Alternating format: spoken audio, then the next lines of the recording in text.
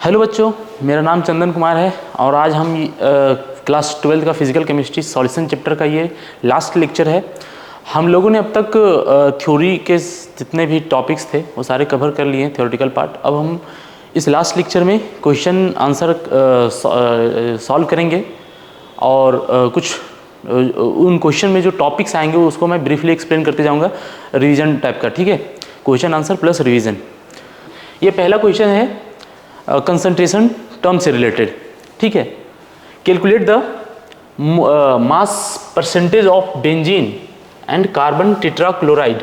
ठीक है, इन 22 gram of benzene is dissolve in 122 gram of carbon tetrachloride. ठीक है, ये कंसंट्रेशन टर्म पहला परसेंटेज कंपोजिशन का जो आया था, परसेंटेज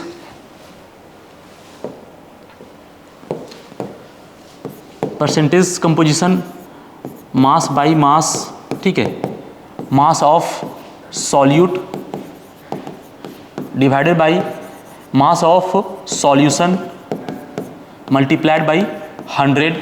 ठीक है, दूसरा जो परसेंटेज कंपोजिशन था मास बाई वॉल्यूम। ठीक है, इसमें क्या था, mass of solute divided by volume of solution, volume of solution multiplied by 100। ठीक, मल्टीप्लाइड बाई 100। और जो तीसरा था volume by volume, volume by volume composition. ठीक है, volume of solute and divided by volume of solution. ठीक है, percentage composition जो है हम सॉल्यूट का भी निकाल सकते हैं और सॉल्यूशन का भी निकाल सकते हैं। जब हमें परसेंटेज कंपोजिशन सॉल्यूट का पूछेगा तो हम ऊपर जो है ये मास का जो वैल्यू है, यहाँ पे जो मास का वैल्यू जो है, ठीक है, वॉल्यूम जो है उसे हम रखेंगे सॉल्यूट का। और जब हमें पूछेगा कि उसमें परसेंटेज कंपोजिशन सॉल्वेंट का कितना है, तो नीचे तो सॉल्यूशन का ही रहेगा अमाउंट। ठीक है, नीचे जो है वो सॉल्यूशन का ही अमाउंट रहेगा, लेकिन हमें ऊपर चेंज कर देना है। जब सॉल्यूट का परसेंटेज कंपोजिशन पूछेगा तो हमें सॉल्यूट का वैल्यू रखना है। मैंने यहाँ सॉल्यूट लिख करके रखा है, यहाँ पे और सॉल्वेंट भी हो सकता है। जैसे इस क्वेश्चन में जो क्वेश्चन पूछा है वो परसेंटेज कंपोजिशन ऑफ बेंजीन। ठीक है, परसेंटेज कंपोजिशन ऑफ बेंजीन।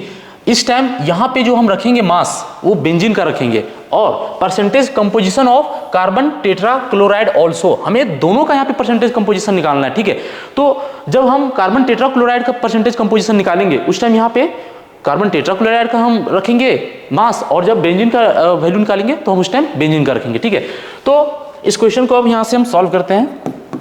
पहले क्या दे रखा है, calculate the mass percentage of benzene. ठीक है, and carbon tetrachloride if 22 gram of benzene. हम यहाँ पे बेंजीन को B से डिनोट करेंगे। ठीक है, और कार्बन टेट्राक्लोराइड CCl4 को C से हम डिनोट करेंगे। ठीक है, तो यहाँ पे जो मास ऑफ बेंजीन है वो कितना दे रखा है, 22 ग्राम। ठीक है, और मास ऑफ कार्बन टेट्राक्लोराइड जो है वो कितना है, 122 ग्राम। ठीक, अब हमें कैलकुलेट करना है, वो क्या करना है, percentage composition mass by mass for benzene B। उसके लिए क्या होगा, यहाँ पे उसके लिए होगा मास of benzene divided by mass of solution multiplied by 100। ठीक है, वैल्यूज को यहां पे हम पुट करते हैं। मास ऑफ बेंजीन कितना दे रखा है, 22 gram divided by mass of solution. अब यहां पे सॉल्यूशन में हमें कार्बन टेट्राक्लोराइड और बेंजीन सॉल्वेंट प्लस सॉल्यूट दोनों का लेना है, वो कितना होगा, 144 ग्राम। ठीक है, 122 में 22 ऐड करोगे 144 ग्राम मल्टीप्लाइड बाई 100। ठीक है, अब इसे अगर सॉल्व करोगे तो इसका जो एग्जैक्ट आंसर होगा वो तुम लोग खुद से, ये मैथमेटिकल सिंपल मैथमेटिक्स है। ठीक है, खुद से सॉल्व कर लेना, मैं इसका आंसर लिख दे रहा हूँ। ठीक, 15.24% होगा। ठीक, 15.24% होगा। 9 अब हमें निकालना है mass by mass percentage of carbon tetrachloride, इसके लिए क्या होगा, मास of carbon tetrachloride C and mass of solution. ठीक है, मास ऑफ कार्बन टेट्राक्लोराइड कितना है 122 ग्राम। ठीक है, divided by 144 gram multiplied by 100। ठीक है, सॉल्व करोगे कितना आएगा 84.76%। राइट, अब अगर यदि हमें सॉल्यूशन में किसी एक कंपोनेंट का परसेंटेज कंपोजिशन अगर पता चल चुका है कि कितना परसेंट है, तो दूसरे का हम निकालने के लिए इतना कैलकुलेशन नहीं करेंगे। ठीक है, जैसे मैं कह क्या रहा हूं कि इसमें हमें बेंजीन और कार्बन टेट्राक्लोराइड दोनों का परसेंटेज निकालने के लिए दे रखा था। हमने बेंजीन का यहाँ पे निकाल लिया, कितना है 15.24%। ठीक है, 15.24%। तो अब हम बेंजीन का निकाल ली, कार्बन टेट्राक्लोराइड के जो परसेंटेज कंपोजिशन है उसको निकालने के लिए इतना लंबा कैलकुलेशन अगर हम नहीं करना चाहे तो इसका दूसरा मेथड जो है, ट्रिक नहीं है मेथड है, कि अगर हम परसेंटेज कंपोजिशन कार्बन टेट्राक्लोराइड के अगर निकालना चाहे तो वो कितना होगा 100 minus percentage composition mass by mass of benzene. ठीक है, 100 माइनस 15.24% अगर हम लिख दें यहाँ पे, तो यहाँ से भी हमारा 84.76% ही आएगा। ठीक है, कोई एक कंपोनेंट अगर x% है तो दूसरा 100 माइनस x% होगा। ठीक है, तो ये इसका दूसरा मेथड है। अगर हम इतना कैलकुलेशन ना करना चाहे तो भी हम आसानी से उसको निकाल सकते हैं। ठीक है, ये रहा हमारा क्वेश्चन परसेंटेज कंपोजिशन से। ठीक, इसे नोट करना चाहो वीडियो को पॉज करके नोट कर सकते हो। ठीक है, next, calculate mole fraction of benzene in solution containing 30% mass 30% by mass in carbon tetrachloride. ठीक है, अब ये क्वेश्चन परसेंटेज कंपोजिशन को मोल फ्रैक्शन के साथ मिक्स कर दिया। ठीक है, तो हमें मोल फ्रैक्शन ऑफ बेंजीन निकालना है। ठीक है, मतलब हमारा बेंजीन है सॉल्यूशन में, उसे हम B से डिनोट कर दे रहे, और दूसरा जो कंपोनेंट है वो क्या है कार्बन टेट्राक्लोराइड, जिसे हम C से डिनोट कर रहे हैं। ठीक, हमें क्या निकालना है मोल fraction of benzene question mark. इसका फॉर्मूला क्या होगा, number of moles of B divided by number of moles of B plus number of moles of C, number of moles of component divided by number of total number of moles of composition. ठीक है, ये हमारा formula हो गया किसका, मोल fraction का। ठीक, अब नंबर ऑफ मोल्स, ठीक है, नंबर ऑफ मोल्स को फर्दर हम एक्स्ट्रापोलेट करें तो नंबर ऑफ मोल कैसे निकालते हैं, weight given mass of benzene divided by molar mass of benzene बटा given weight of benzene divided by molar mass of benzene plus given weight of carbon tetrachloride divided by molar mass of carbon tetrachloride. ठीक है, अब हमें इस XB को mole fraction of B को calculate करने के लिए इतने सारी चीजें यहां चाहिए। अब इससे हम निकालेंगे कि इसमें दिया क्या क्या रखा है। ठीक है, तो बेंजीन का मास बाय मास परसेंटेज जो है वो बेंजीन का दे रखा है। इसका मतलब ये है कि जो ऊपर होगा ना वो मास ऑफ किसका होगा, मास ऑफ बेंजीन होगा, क्योंकि बेंजीन का परसेंटेज दे रखा है। देखो क्वेश्चन को सही से पढ़ना, of benzene in solution containing 30% by mass in carbon tetrachloride. Benzene 30% है कार्बन टेट्राक्लोराइड में। ठीक है, इस क्वेश्चन का मतलब क्या हुआ कि 30% बेंजीन कार्बन टेट्राक्लोराइड में है, तो ऊपर मास ऑफ बेंजीन होगा divided by mass of solution multiplied by 100। ठीक है, ये कितना है 30% is equal to mass of benzene को हम WB से डिनोट कर रहे हैं, और मास ऑफ सॉल्यूशन क्या होगा, सॉल्यूट प्लस सॉल्वेंट। ठीक है, मास of benzene plus mass of carbon tetrachloride into 100। ठीक है, इसको इधर ले आएंगे क्या हो जाएगा 0.3 is equal to 0.3 is equal to WB plus WC। ठीक है, WB प्लस WC। अब इसको रीअरेंज करें तो क्या हो जाएगा 0.3 WB plus 0.3 WC is equal to WB। अब इसको इधर से इधर ले जाते हैं, क्या हो जाएगा 0.7 WB is equal to 0.3 WC। ठीक है, इसे आराम से करना, इसको इधर ले जा करके कॉमन निकाल के 1 से माइनस करोगे तो 0.7 ये वैल्यू आएगा। ठीक है, अब इसको फर्दर हम अच्छे इसको प्रॉपर वे में अगर लिखना चाहे तो क्या होगा WC इज इक्वल टू, अब हम इसको जो है इधर भेज देंगे 7/3 WB हो जाएगा। ठीक है, अब देखो यहाँ से हमें कार्बन टेट्राक्लोराइड का वेट और बेंजीन के वेट में एक रिलेशन मिल गया। ठीक है, मोलर मास ऑफ बेंजीन कितना होता है, ये मोलर मास ऑफ बेंजीन, ठीक है, मोलर मास ऑफ बेंजीन जो है वो 78 ग्राम पर मोल होता है। ठीक है, molar mass of carbon tetrachloride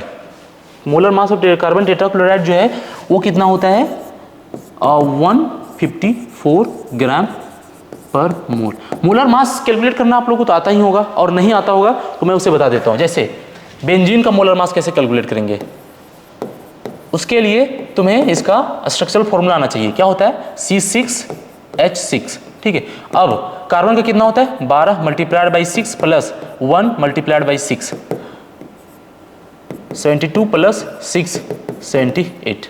ठीक है, ऐसा ही CCl4 का कितना हो जाएगा, कार्बन का 12 प्लस ये क्लोरीन का 35.5 मल्टीप्लाइड बाई 4। ठीक है, कितना हो जाएगा 144 प्लस 12 154। ये मोलर मास है, मैं आगे डायरेक्टली यूज करूंगा। ठीक है, मैं यहाँ पे बता दिया एक बार। ठीक, तो मोलर मास हमें मिल गया। और ठीक, तो अब इस फॉर्मूला में हम रखना शुरू करते हैं XB इज इक्वल टू क्या था, weight of benzene divided by molar mass of benzene बटा weight of benzene divided by molar mass of benzene plus weight of carbon tetrachloride C। ठीक है, वेट ऑफ बेंजीन को हम वैसे ही रहने देंगे। ठीक है, क्योंकि हमें रिलेशन मिल गया है कार्बन टेट्राक्लोराइड और बेंजीन के बीच में, तो मैं इसको ऐसे ही छोड़ देता हूँ। ठीक, मोलर मास ऑफ बेंजीन कितना है 78 ग्राम पर मोल।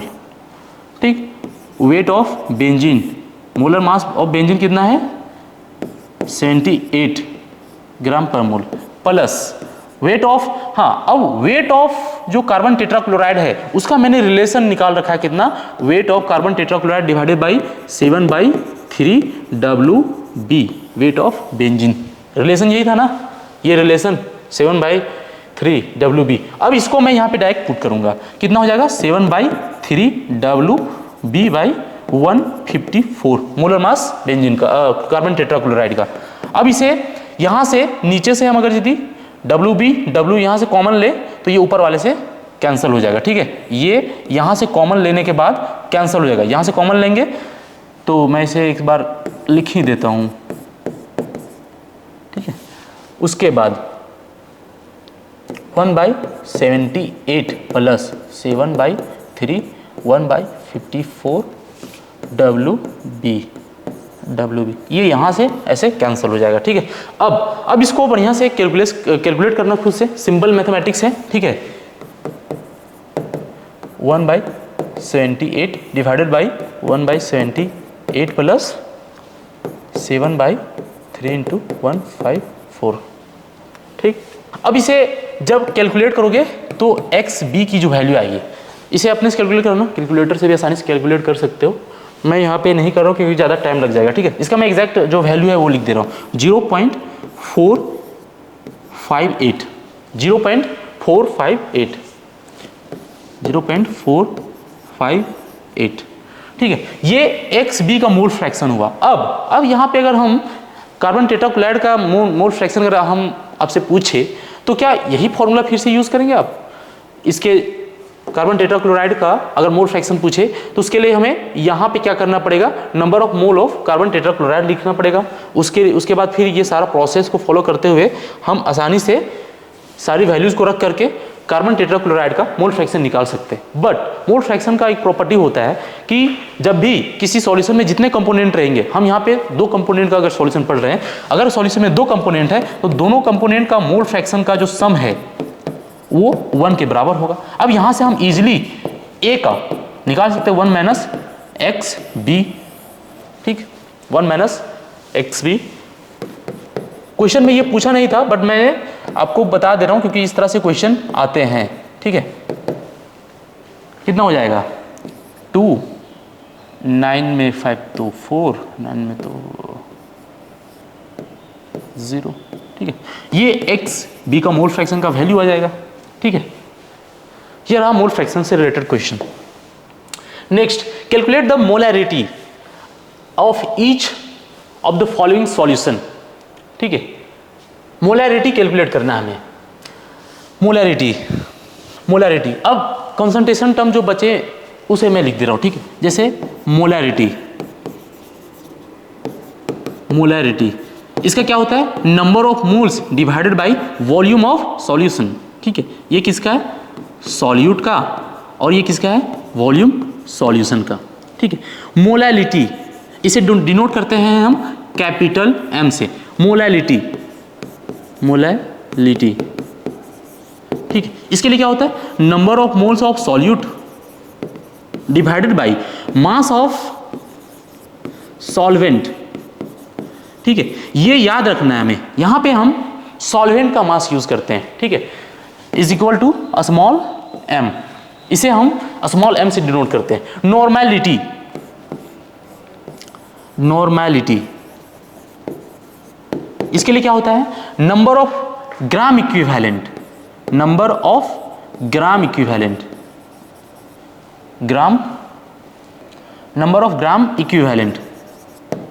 Divided by volume of solution, ठीक है। अब मोलैरिटी और नॉर्मैलिटी के बीच में एक रिलेशन होता है जो बहुत ही ज्यादा आगे यूज होता है। Normality is equal to n times of molarity, ठीक है। ये इक्वेशन बहुत ज्यादा आगे यूज होगा, ठीक है। तो ये रहा concentration term number of moles से संबंधित, ठीक है। अब इक्वेशन में हम देखते हैं, क्वेश्चन में क्या क्या आ रहा है कि 30 gram of cobalt nitrate dissolve in 4.3 ग्राम और 4.3 लीटर सॉल्यूशन, ठीक है। हमें यहाँ पे मोलैरिटी फाइंड करना है, उसके लिए नंबर ऑफ मोल्स चाहिए और वॉल्यूम चाहिए। हमें वॉल्यूम सॉल्यूशन का दे रखा है 4.3 लीटर, ठीक है, 4.3 litre. Number of moles of solute, उसके लिए क्या चाहिए हमें, weight, number of moles of solute के लिए weight divided by molar mass, ठीक है। वेट जो है यहाँ पे हमें वेट जो है सॉल्यूट का वो दे रखा है 30 ग्राम, ठीक है। और यहाँ पे जो मोलर मास होगा हमारा ये क्या है, कोबाल्ट NO3 2.6 H2O, ठीक है।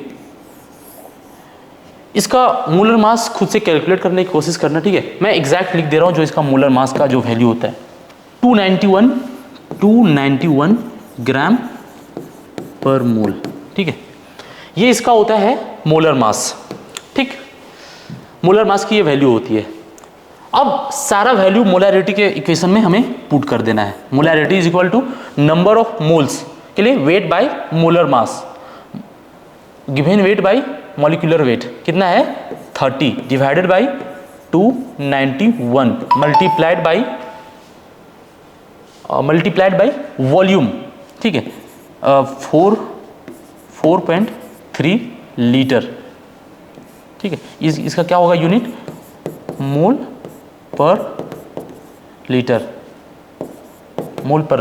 ठीक है। अब इसे जब आप कैलकुलेट करेंगे तो इसका जो आंसर आएगा वो मैं यहाँ पे डायरेक्ट लिख दे रहा हूँ।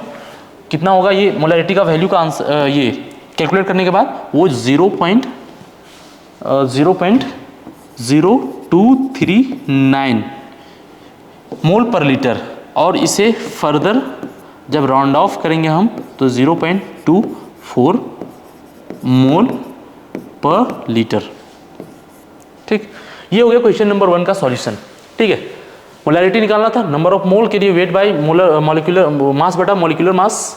मॉलिक्यूलर मास हम यहाँ से निकाल लेंगे, मैंने डायरेक्ट लिख दिया है, ठीक है। और सारा वैल्यू पुट करेंगे हम इक्वेशन में, हमें आंसर मिल जाएगा। नेक्स्ट क्वेश्चन क्या था, 30 ml 0.5 molar H2SO4 diluted to the 500 ml solution, ठीक है। मैंने पिछले लेक्चर में एक लॉ पढ़ाया था, कंसंट्रेशन डाइल्यूशन लॉ, ठीक है, कंसंट्रेशन डाइल्यूशन लॉ।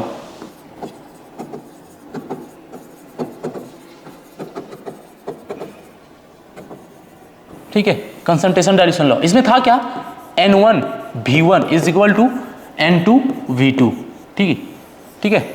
ये क्या है हमारा, number of moles of normality of initial solution and their volume is equal to the normality of final solution and their volume, ठीक है।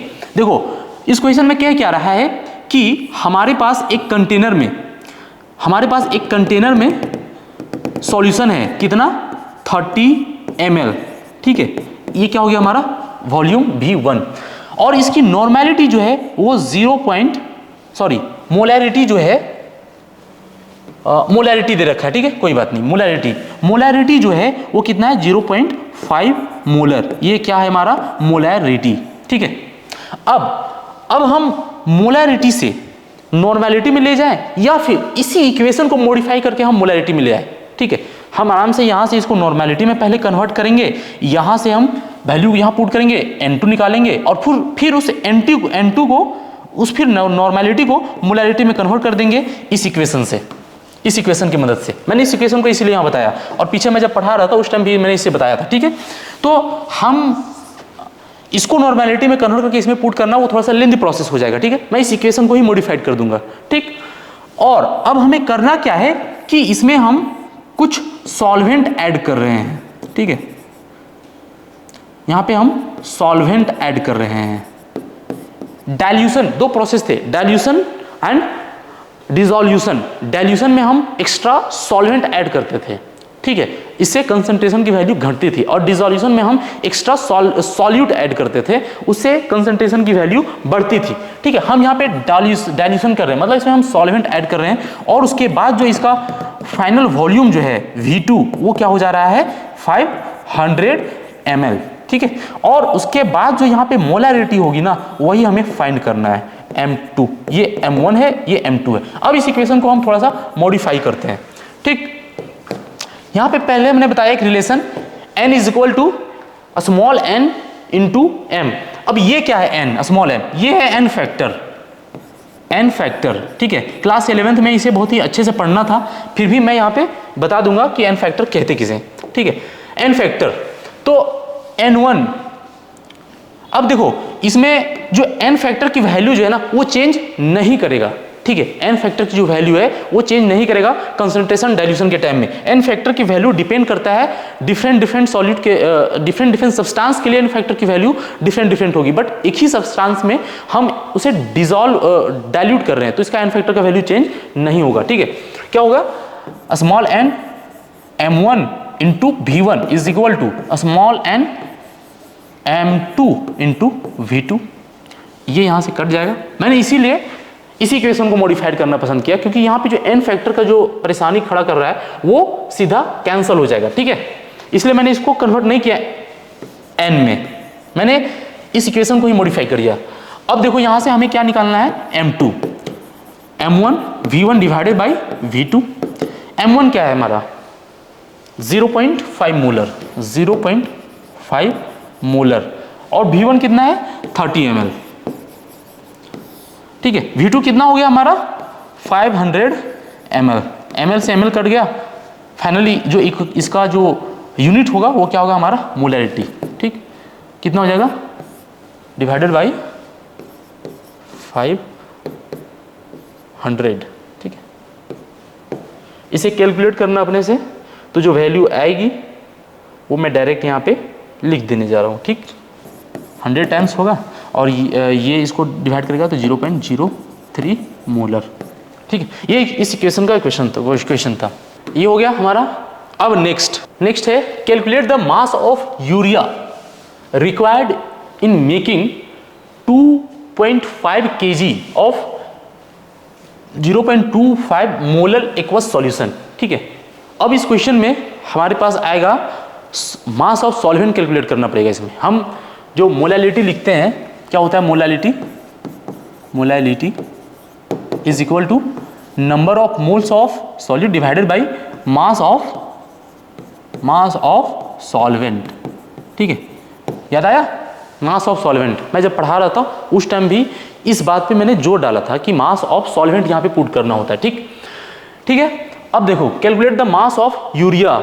हमें यूरिया का कितना यूरिया हमें जरूरत पड़ेगा इस सॉल्यूशन को, इस कंसंट्रेशन का इतना सॉल्यूशन बनाने के लिए। ठीक है, तो हम यूरिया का जो मास है,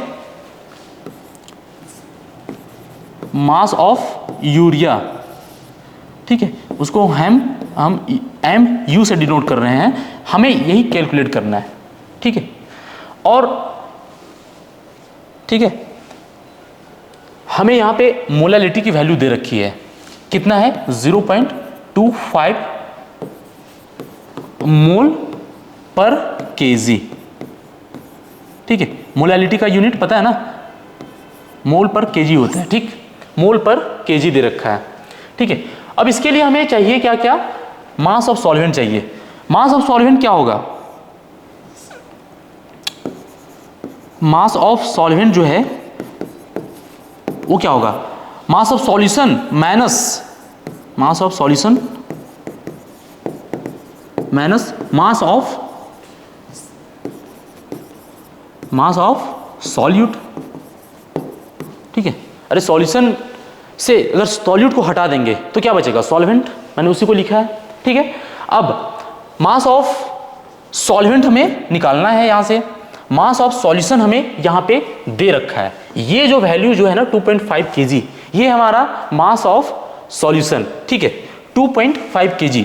अब देखो यहां पे यूनिट में थोड़ा सा कंफ्यूजन होगा, इसके लिए हम क्या करेंगे कि सारे यूनिट्स को हम ग्राम में कन्वर्ट कर देंगे। ठीक है, जैसे ये kg है तो 1 kg इक्वल टू क्या होता है?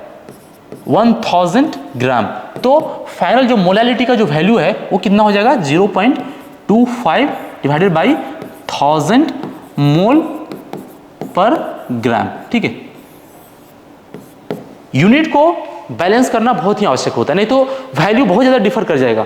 मैंने यहाँ पे केजी को ग्राम में कन्वर्ट कर दिया। ठीक है, इससे क्या होगा कि अब हम हर जगह पे वैल्यू जो है ना मास का वो ग्राम में पुट करेंगे। ठीक है, अब मास ऑफ सॉल्यूशन 2.5 kg दे रखा है, इसे अगर हम ग्राम में कन्वर्ट करना चाहे तो कितना होगा? 1000 से मल्टीप्लाई करेंगे जो कि हो जाएगा 2500 ग्राम माइनस मास ऑफ सॉल्यूट, इसे हम W मान के चल रहे हैं। ठीक है, मास ऑफ सॉल्यूट, और हमें इसी को कैलकुलेट करना है, मास ऑफ सॉल्यूट को ही तो कैलकुलेट करना है। Calculate the mass of urea. ठीक है, calculate the mass of urea, हमें वही निकालना है। ठीक, तो अब हम क्या करेंगे? ये मास ऑफ सॉल्यूट हो गया यहां पे। ठीक है, अब मोलालिटी के इक्वेशन में हम इसे पुट करेंगे। Molality is equal to number of moles divided by mass of solvent. ठीक है, नंबर ऑफ मोल्स कैसे निकलेगा? Weight divided by molar mass बटा mass of solvent. Mass of solvent, weight, solute का वेट है ये। ठीक, अब इसमें सारे वैल्यूज को हम पुट करते हैं। पहले मोलालिटी कितना था? 0.25 डिवाइडेड बाई 1000, ये कितना था? मोल पर ग्राम। ठीक है, वेट ऑफ सॉल्यूट, इसे हम W ऐसा ही छोड़ देंगे। ठीक है, मोलर मास ऑफ सॉल्यूट यानी यूरिया का जो मोलर मास है वो कितना होता है? यूरिया का मोलर मास 60। ठीक है, यूरिया का मोलर मास कितना होता है? 60 ग्राम पर मोल। कितना हो जाएगा ये? 32। हाँ ठीक है, 60 ग्राम पर मोल, 60 ग्राम पर मोल। ठीक, तो ये यहां पे रख देंगे 60। और मास of solvent, mass of solvent क्या है? 2500 ग्राम माइनस W, इसे यहां पे रख देंगे। 250 माइनस W, ये किस में है? ग्राम में, ठीक है। और ये किस में था? ग्राम पर मोल में, ठीक है। और ये यहाँ पे आया है हमारा किस में? ग्राम में, ठीक। तो इसे यहाँ पे मैं थोड़ा सा एक्सपेंड करके लिख देता हूँ, 60 ग्राम पर मोल, और ये था 2500 माइनस W ग्राम, ठीक है। अब यहाँ से ग्राम से ये ग्राम कैंसिल हो जाएगा, और जब ये मल्टीप्लिकेशन में इसके साथ आएगा तो यहाँ से ये भी कैंसिल हो जाएगा, ठीक है। इसे ज़रा मल्टीप्लाई करके खुद से लिखना, ठीक है। अब देखो यहाँ से W का वैल्यू हम निकालेंगे, क्या होगा? ये सारी वैल्यूज़ को हम इधर ले आएंगे, 0.25 multiplied by 60 and multiplied by 2500 minus W, ठीक है। ये सारा इधर आ गया और डिवाइडेड बाई 1000, ठीक है, डिवाइडेड बाई 1000, यहाँ पे ग्राम में होगा वैल्यू, ठीक। अब इसे मल्टीप्लाई करो तो जो वैल्यू आएगा वो आएगा, इस पूरे को जब सॉल्व करोगे ना, इस पूरे को जब सॉल्व करोगे तो आएगा 0.015, ठीक है। मैंने कैलकुलेट कर रखा है, आप लोग इसे खुद से ज़रूर कैलकुलेट करेंगे, ठीक है। 0.015 और ये कितना है? 2500 माइनस W ग्राम, ठीक है। अब 0.015 multiplied by 2500 and minus 0.015 W, इसे इधर ले आएंगे तो 1.015 W and equal to 0.015 multiplied by 250। यहाँ से जो W है उसकी वैल्यू जो आएगी कितनी आएगी? 0.015 मल्टीप्लाइड बाई 250। इसे जब आप कैलकुलेट करेंगे, सिंपल कैलकुलेशन है, तो जो वैल्यू आएगा वो कितना आएगा? 36.946 ग्राम, ठीक है। ये होगा इसका सॉल्यूशन इस क्वेश्चन का, ठीक है। ये मोलैलिटी से रिलेटेड क्वेश्चन था, इंपॉर्टेंट क्वेश्चन था, क्योंकि इसमें अक्सर लोग गलती करते हैं, यहाँ मास ऑफ सॉल्यूशन रख देते हैं, मास ऑफ यहाँ पे सॉल्वेंट रखना था, ठीक है। अब नेक्स्ट क्वेश्चन जो है हेनरीज लॉ से रिलेटेड, ठीक है। Solubility of liquid in liquid and solubility of liquid in gas, ये लेक्चर 2 में मैंने पढ़ा रखा है, बहुत ही डिटेल में था। और जो सॉल्युबिलिटी टॉपिक का सबसे लास्ट जो टॉपिक था वो हेनरीज लॉ था, solubility of gas in liquid, ठीक है। Solubility of gas in liquid, suppose कि ये इसमें लिक्विड भरा हुआ है, ठीक है, इसमें लिक्विड भरा हुआ है। अब इसमें हम ऊपर गैस रख दिए, इसमें ऊपर हम गैस भर दिए और ऊपर पिस्टन लगा दिए, ठीक है। तो ऐसा ही ये गैस जो है वो तो लिक्विड में डिज़ोल्व होगा नहीं, आप देखे होंगे गैस हमेशा एक्सपैंड करना चाहते हैं, लार्ज वॉल्यूम को ऑक्यूपाइड करना चाहते हैं। तो अब इसे अगर हमें इसमें डिज़ोल्व करवाना है, लिक्विड में इसे डिज़ोल्व करवाना है, घोलना है इसे लिक्विड में, तो हमें यहाँ पे प्रेशर अप्लाई करना पड़ेगा, ठीक है। और जो प्रेशर जितना ज़्यादा हम अप्लाई करेंगे वो उतना ही ज़्यादा इसमें घुलते जाएगा, ठीक है। जितना ज़्यादा हम इसमें प्रेशर अप्लाई करेंगे ये उतना ही इसके अंदर घुलते जाएगा, ठीक है। जो गैस है जितना ज़्यादा उसके ऊपर हम प्रेशर लगाएंगे वो उतना ही इसमें ज़्यादा घुलते जाएगा। और जब प्रोपोर्शनैलिटी कांस्टेंट हटाते हैं हम तो जो कांस्टेंट आता है उसी को हम क्या कहते हैं? हेनरी कांस्टेंट, ठीक है। और यहाँ पे ये तो अप्लाइड प्रेशर हो गया, ठीक है, अप्लाइड प्रेशर, ठीक। ये क्या हो गया हमारा? Henrys constant. और ये क्या है हमारा? इसे हम कहते हैं सॉल्युबिलिटी, ठीक है, इसे हम क्या कहते हैं? सॉल्युबिलिटी। अब हमें यहां से फाइंड जो करना है वो करना क्या है? P is equal to KHC। अब इनमें से हमें जो फाइंड करना है वो KH फाइंड करना है। क्वेश्चन के बाद फिर से पढ़ेंगे। H2 gas is H2 toxic gas, ये जहरीला गैस है, इसका कोई मतलब है नहीं क्वेश्चन में। इसका स्मेल के बारे में बता रखा है, is used for the qualitative analysis, इसका कोई मतलब है नहीं यहाँ पे भी, ठीक है। If the solubility of H2 in water at STP is 0.195 molal. ये स्मॉल m का मतलब बता रखा है मोलैलिटी, उसका कंसंट्रेशन का वैल्यू बता रखा है, ठीक है। जो C की वैल्यू जो है ना वो कितना है 0.195 मोलल, ठीक है। ये मोलैलिटी क्या है हमारा, मोल पर केजी, ठीक, ये यहां पे दे रखा है, ठीक। और ये जो डिसॉल्व हो रहा है ना वो हो रहा है किस पे, STP पे।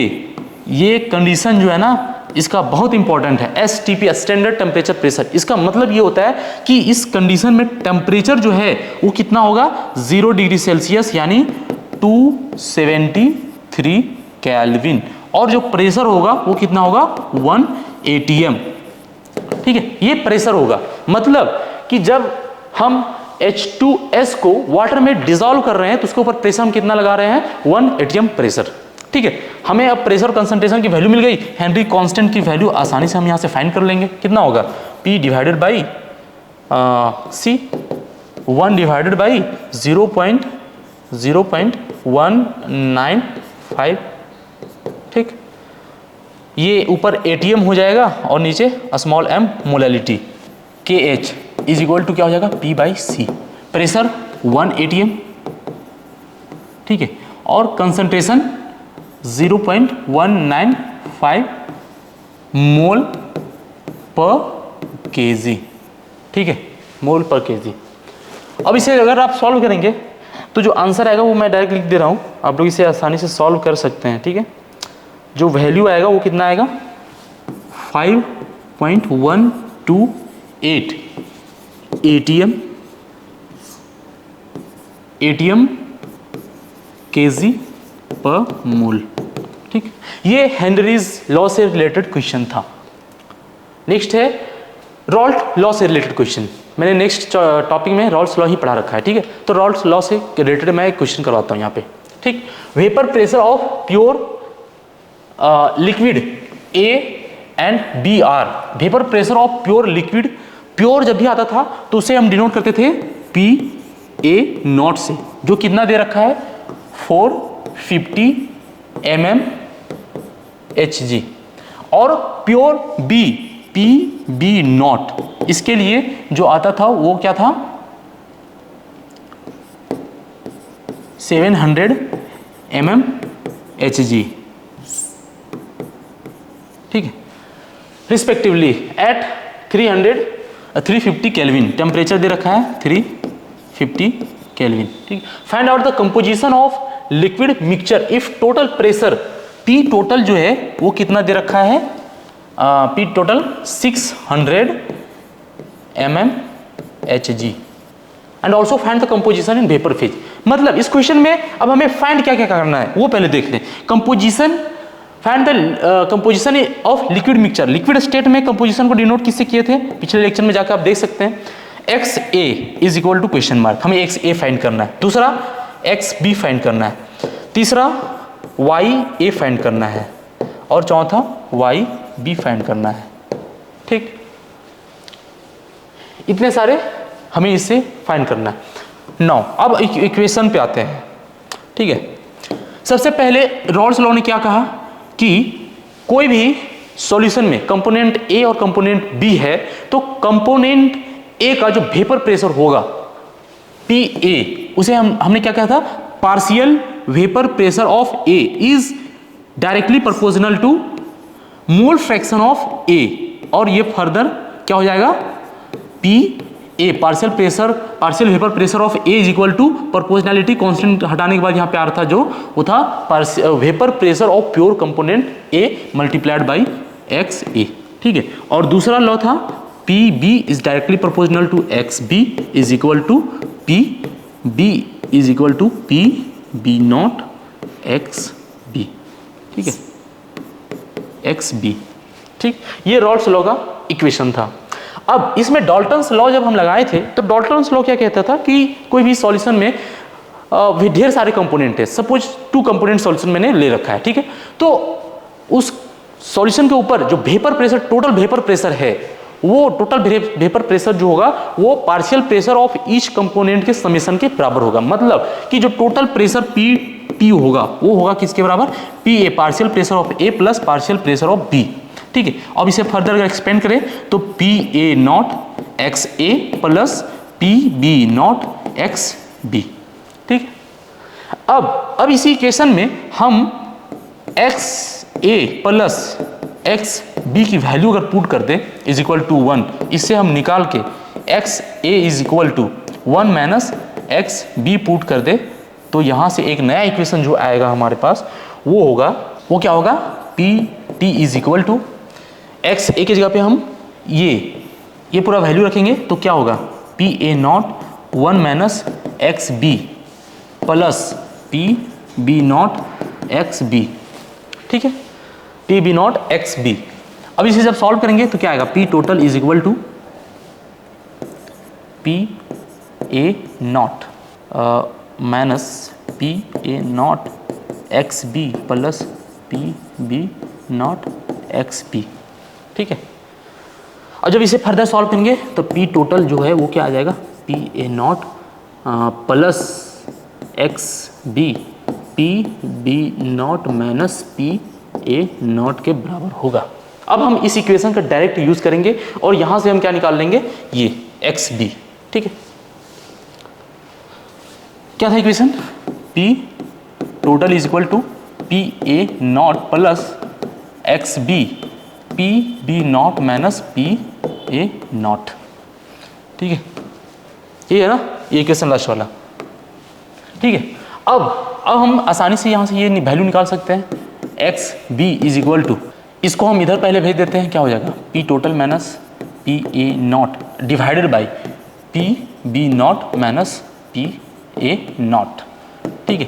टोटल प्रेशर क्या था, टोटल 600 mmHg, ठीक है। टोटल कितना है 600 माइनस प्योर ए का कितना था 450 डिवाइडेड बाई प्योर बी का कितना था 700 माइनस कितना है यहाँ पे 450। अब इसे सॉल्व कर दें, कितना बचेगा 150 डिवाइडेड बाई 5250, ठीक, कितना हो जाएगा यहाँ से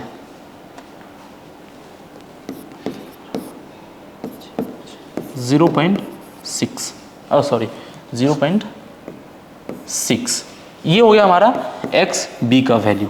अब यहाँ से हम एक्स ए फिर से आसानी से निकाल सकते हैं इसी इक्वेशन में, जो हम एक्स ए का वैल्यू जो पुट किया ना उसके जगह पे हम क्या पुट कर देंगे, X B is equal to 1 minus X A, इसको हम इस इक्वेशन में पुट करेंगे, फिर सारे डेरिवेशन करके हम कुछ इसी प्रकार का एक इक्वेशन फाइंड करेंगे, उसमें सारा वैल्यू पुट करके हम आसानी से निकाल सकते हैं। बट हम यहाँ पे प्रॉपर्टी यूज करेंगे मोल फ्रैक्शन का, X A plus X B is equal to 1, X B हमारे मिल गया है, एक्स ए क्या हो जाएगा 1 minus X B, 1 minus 0.6 is equal to 0.4 हमारा क्या हो जाएगा एक्स ए की वैल्यू, ठीक।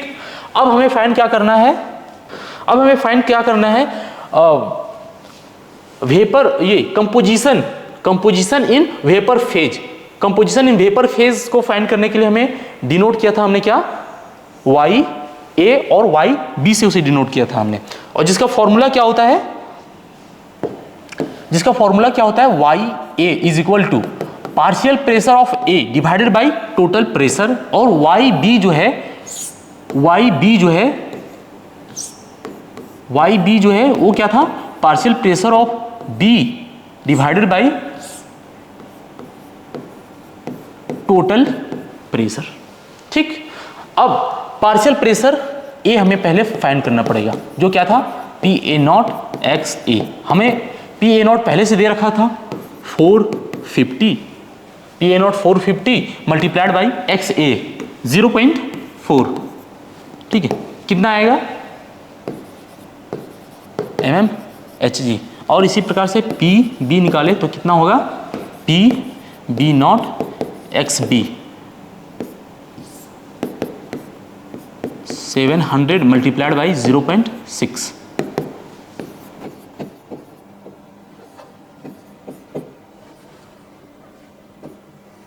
अरे यार mmHg।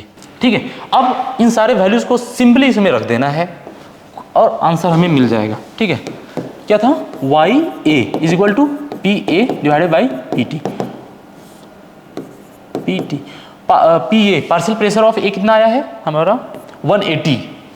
ठीक है, 180 डिवाइडेड बाई टोटल प्रेशर था 600। ठीक है, 0.3, हाँ 0.3 इसका क्या आ जाएगा, mole fraction in vapour phase of A. ठीक है, अब YB को हम यहाँ से भी निकाल सकते हैं,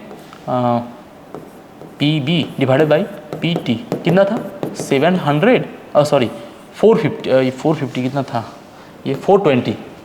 ठीक है, 420 डिवाइडेड बाई 600। ठीक है, 0.7 YB आ गया यहाँ से। और नहीं तो यहाँ से हम डायरेक्ट Y, मोल फ्रैक्शन में हमेशा ये रूल वैलिड रहता है।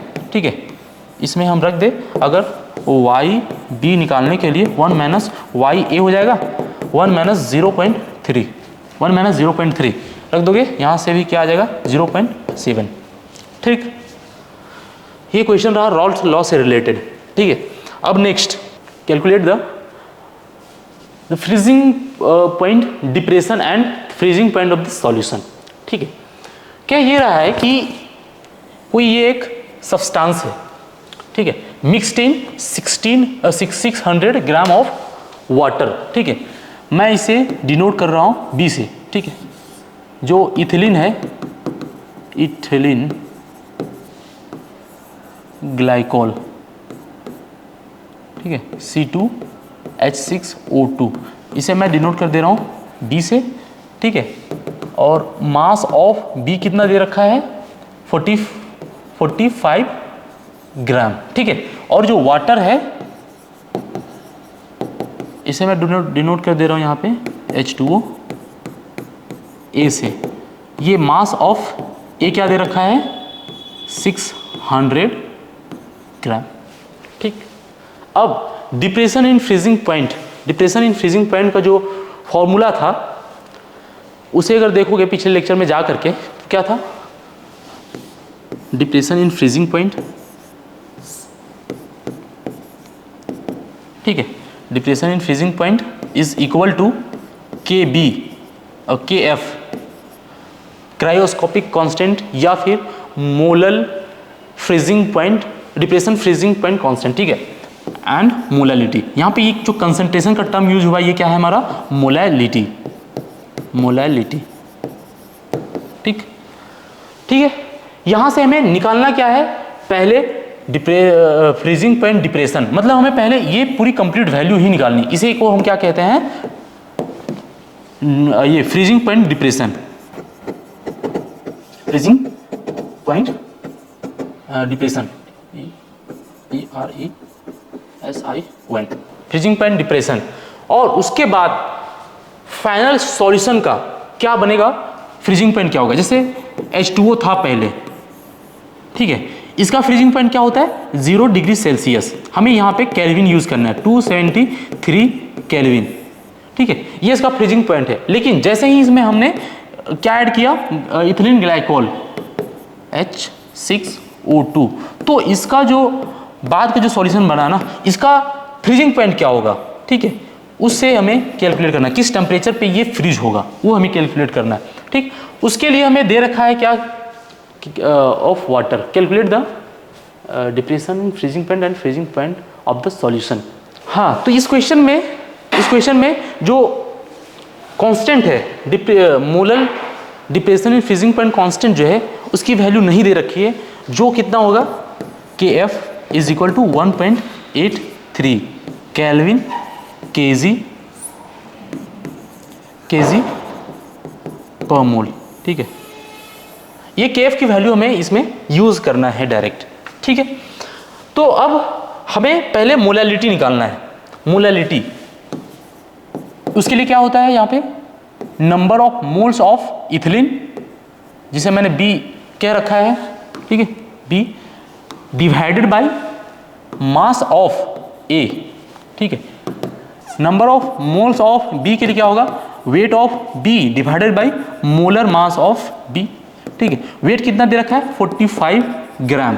ठीक है, वेट कितना दे रखा है 45 ग्राम। और मोलर मास जो है वो कैलकुलेट भी कर सकते हैं यहाँ से, और नहीं तो मैं यहाँ पे डायरेक्ट इसकी वैल्यू लिख दे रहा हूँ। ठीक है, 62 ग्राम पर मोल डिवाइडेड बाई 62 ग्राम पर मोल। यहाँ से क्या हो जाएगा हमारा, इसे जब कैलकुलेट करेंगे तो जो वैल्यू आएगा वो कितना आएगा 0.73 ग्राम 773 मोल, 0.73 मोल।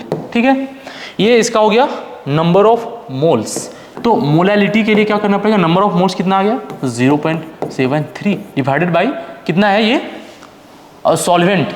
देखो यहाँ पे क्लियरली वाटर का मास दे रखा है, सॉल्वेंट का मास दे रखा है, हमें इसमें कोई भी जोड़ घटाव नहीं करना पड़ेगा, डायरेक्ट हमें यहाँ पे रखना है क्या 600 ग्राम। अब ग्राम को केजी में कन्वर्ट करेंगे तो 10⁻³ ठीक है, 10⁻³ यहाँ से हो जाएगा 0.73 डिवाइडेड बाई 0.6। मोलैलिटी यहाँ से निकल जाएगा जो वो कितना आएगा 1.2 मोल पर केजी। ठीक है, अब यहाँ से जो TF, ठीक है, ये जो होगा इसकी वैल्यू क्या होगी KF multiplied by small m। KF की वैल्यू मैंने यहाँ पे बता रखा है 1.83 मल्टीप्लाइड बाई 1.2। ठीक है, यहाँ से जो आएगा वैल्यू यूनिट को जब अच्छे से अरेंज करोगे, ठीक है, इसका क्या होता है केजी केल्विन पर मोल। ठीक है, तो केजी से केजी कट जाएगा और मोल यहाँ पे फाइनल केल्विन बचेगा। ठीक है, अब इसे जब कैलकुलेट करोगे तो जो वैल्यू आएगा वो कितना आएगा 2.2 केल्विन। ठीक है, जो पहला क्वेश्चन है ए में डिप्रेशन इन फ्रीजिंग पॉइंट वो ये हो गया, मतलब इतना 2.2 केल्विन घट जाएगा उसका फ्रीजिंग पॉइंट।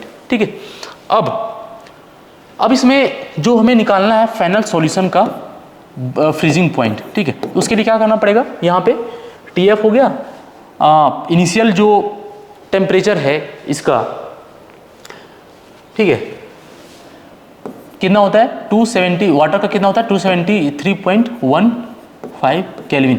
15 को जनरली नहीं लिखते हैं, बट ये NCERT का क्वेश्चन है और वहाँ पे 0.15 को ले रखा है, तो मैं यहाँ पे 0.15 को ले ये कैलकुलेशन में यूज़ करूँगा। ठीक है, माइनस फाइनल टेम्परेचर। ठीक है, ये कितना है हमारा 2.2 kelvin is equal to 273.15 minus T final freezing point of solution. Final freezing point of solution, इसको इधर ले आएंगे और इसको उधर ले जाएंगे। ठीक है, TF इज इक्वल टू क्या हो जाएगा 273.15 माइनस 2.2 केल्विन 9.072 या 270.95 केल्विन। ये फाइनल सॉल्यूशन का फ्रीजिंग पॉइंट होगा। मतलब कि अगर 0 डिग्री सेल्सियस टेम्परेचर पे पानी फ्रीज बर्फ बन जाता है तो -2.2 डिग्री सेल्सियस टेम्परेचर पे ये सॉल्यूशन जो है वो फ्रीज होगा। ठीक है, ये जो सॉल्यूशन बनेगा ना H2O प्लस C2H6O2 का, ये अगर 0 डिग्री सेल्सियस टेम्परेचर पे बर्फ बन रहा है तो ये -2.2 डिग्री सेल्सियस पे, ये अगर केल्विन में कन्वर्ट करना चाहे 273.15 केल्विन था तो इससे 270.95 केल्विन, मतलब और इसे ज़्यादा ठंडा करना पड़ेगा। ठीक है, तो ये रहा फ्रीजिंग, ये depression in freezing point colligative property से रिलेटेड क्वेश्चन। ठीक है, तो ये चैप्टर ऑलमोस्ट कंप्लीट हो गया है सॉल्यूशन। अब हम मिलेंगे नेक्स्ट चैप्टर में नए वीडियो के साथ। ठीक है, नए लेक्चर के साथ। आज के लिए इतना ही, थैंक यू।